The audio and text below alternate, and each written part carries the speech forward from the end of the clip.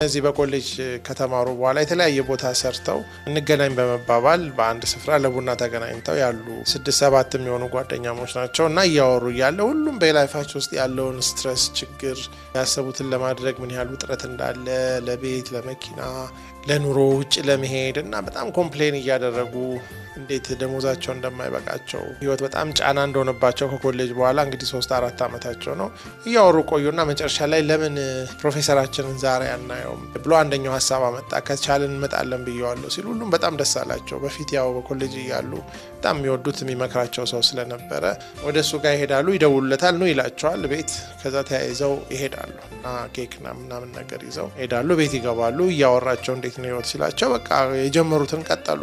አማራራቸውን እንዴት ህይወት በውጥረት የተሞላ እንደሆነ ትንፋሽ እንዳጡ ያሰቡትን ለማሟላት ገና ብዙ አመት መስራት እንደሚኖርባቸውና ያም በጣም ብዙ ጫና እንደሆነባቸው ይነግሩታል። ከዛ የሚገርም ነው ያው እንግዲህ ጊዜው ነው ምናምን ካለ ትንሽ ካወራቸው በኋላ ለመምከር አስቦ ከዛ የሆነ ሀሳብ ይመጣለትና ይተዋል። ከዛ አንድ ቡና ይዤላችሁ ልምጣ ብሎ ወደ ቡና ማፊያው ጋር ይሄድና ቡና ፈላና ከመደርደሪያዎች ውስጥ ያሉትን ስኒዎች በጣም ስለሚወዳቸው እየመረጠ በጣም ቆንጆ ኤክስፔንሲቭ የሆኑትን ደግሞ መካከለኛ የሆኑትን ደግሞ ዝም ብሎ በየቀኑ የሚጠጣባቸውን ብርጭቆ አድርጎ ወደ 20 ብርጭቆ አድርጎ ቡናውን አቀረበላቸውና እንግዲህ ለየራሳችሁ እየቀዳችሁ ጠጡ ይላቸዋል። እዛ ሁሉም ያው እየተነሱ እቺን ነው የምወደው እያለ አንዱ በጣም ኤክስፔንሲቭ የሆኑትን ብቻ ተረባርበው ያነሱና ቡናውን እየጠጡ እያለ ያው እንግዲህ ያው ለቡና 20 ስኒ በማቅረቤ ምን ሆኗል ሳትሉ አትቀሩም፣ ያው መርጣችሁ እንደጠጡ ብዬ ነው። ቡናው ግን አንድ አይነት ነው እንዳያችሁት እና ስኒው ላይ ግን ማንኛችሁ ብትሆኑ በየቀኑ የሚጠጣባቸው መደበኛ ስኒዎች አልፈለጋችሁም። ብዙዎቻችሁ የመረጣችሁት ሁላችሁም የመረጣችሁት በጣም ውድ የሆኑትን እና የሚያምሩትን ስኒዎች ነው። እና በህይወት ውስጥም ህይወትን እንደ ቡና ብትወስዱት ለህይወት ደግሞ ስንኖር የሚጠቅሙን የምንገለገልባቸውን ነገሮች እንደ ስኒ ብትዋቸው በአብዛኛው የምትነግሩኝ ውጥረት ሁሉ መደበኛ ስኒ ስላልፈለጋችሁና በጣም ውድ ስኒ ካልሆነልኝ ብላችሁ መኪናም ቤትም የመሳሰሉት ነገር ናቸውና የብዙዎቻችሁ ውጥረት ከኑሮ ምርጫና ከኑሮ አቅጣጫ የመጣ ነው እንጂ ህይወት አይደለችም ስትረስ ያደረገቻችሁ። ቡናውማ ተቀርቶ ተቀምጧል። አሁን እናንተ ኮሌጅ ጨርሳችሁ ህይወትን ለማጣጣም ህይወት ትጠብቃችኋለች። እናንተ ግን በኑሮ ጉዳይ ላይ ተጠምዳችሁ እንደኛ እድሜያችሁ እንዳያልቅ ያስፈራል። ስለዚህ የስኒው ላይ ትኩረታችሁን አቁሙና ቡናውን ኢንጆይ ብታረጉ አይሻላችሁም ወይ ብሎ ይመክራቸዋልና ነገሩን ባላሰቡበት አቅጣጫ ያሳያቸዋል። ብዙ ጊዜ በህይወት ውስጥ የምንፈልገው ቡና መጠጣት ነው፣ ግን አብዛኛውን ጊዜያችንን፣ ገንዘባችንን፣ ጉልበታችንን የሚጨርሰው ስኒው ነው። አንዳንድ ጊዜ ጀበናው ነው እና ብዙ ጊዜ እነዚህ ልጆች አሁን ወጣት ስለሆኑ ሊመለሱ ይችላሉ፣ ግን አብዛኛው ሰው ስለ ስኒው ማሰብ አቁሞ ቡናውን ማሰብ የሚጀምረው እና ቡናውን ኢንጆይ ማድረግ የሚጀምረው ብዙ እድሜው ከሄደ በኋላ ነው። ባለፈው እንደነገርኳቸው አብዛኛው ሰው በ20 አመቱ ላይ ጉልበት አለው፣ ጊዜ አለው፣ ግን ገንዘብ ሲያሳድድ ጊዜው እንደሚያመልጠው 40 አመት አካባቢ ሲደርስ ደግሞ ጉልበትም አለው ገንዘብም አለው፣ ግን ጊዜ አጥቶ ደግሞ ምንም ሳይሰራበት እንደሚያልፍ፣ ከፍ ብሎ 60 አመት ላይ ሲደርስም ገንዘብና ጊዜ ያለው ጉልበት እንደሚያጣና መጨረሻ ላይ ሰው እንዲሁ እንደሮጠ ይሞታል። ስለዚህ ከዚህ ፕሮፌሰር ምክር የምናገኘው የጥበብ ሀሳብ ምንድነው? የምንጠጣው ቡናውን ነው፣ ስኒውን አይደለም። በእርግጥ ቡናውን በንጹህ ስኒ በሚያምር ስኒ መጠጣት ጥሩ ነው፣ ግን ቱማች ቡናውን እስክንረሳው ድረስ ስኒው ላይ ፎከስ ማድረጉ አስፈላጊ አይደለም። ከዚህ ጋር አብሮ ትዝ የሚለኝ ታሪክ ምንድነው?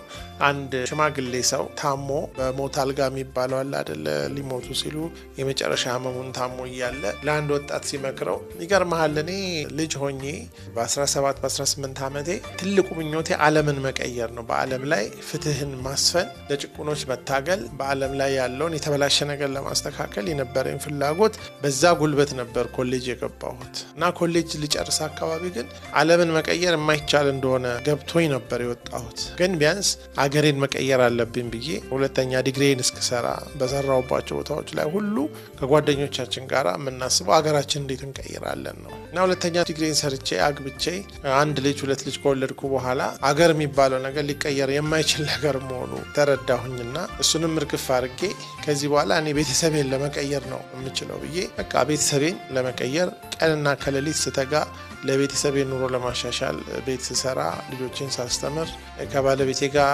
የጡረታችንን ስናመቻች የተሻለ ዜጋ ለመሆን ስንሞክር በኋላ ልጆቼም እኔ እንዳሰብኳቸው ሳይሆኑ ቀሩ። አንዳንዶቹም ተበላሹ። ትዳራችንም ላይ ብዙ ችግር ነበረ። መጨረሻ ቤተሰብ ወደ ጡረታ እድሜ ላይ ሲደርስ ቤተሰቤን መቀየር የማልችል ሰው መሆኔ ገባኝና ግን ይሄን ሁሉ ማድረግ ያልቻልኩት ለምንድነው ብዬ ጡረታ ከወጣው ጀምሮ ሳስብ ሳሰላስል ሳነብ ቆየሁ እና ከዛ ጊዜ ጀምሮ ከጡረታ ጀምሮ እየታገልኩ ያለው ራሴን ለመቀየር ነው። በራሴ ላይ ብዙ ስራ ነበር እና አሁን በ80 ዓመቴ የተረዳሁት ነገር ምናልባት በ18 ዓመቴ ራሴን ለመቀየር ብሰራ ኖሮ ቀጥሎ ቤተሰቤን መቀየር እችል ነበር በተለወጠ ማንነት። ምናልባት ቤተሰቤን ብቀየር ደግሞ ሀገሬንም የተወሰነ ለውጥ ነበር ብዬ አስባለሁ። ምናልባት ደግሞ ሀገሬ ላይ የሆነ ተጽዕኖ ቢኖር በዓለም ላይ ትንሽ ለውጥ አመጣ ነበር።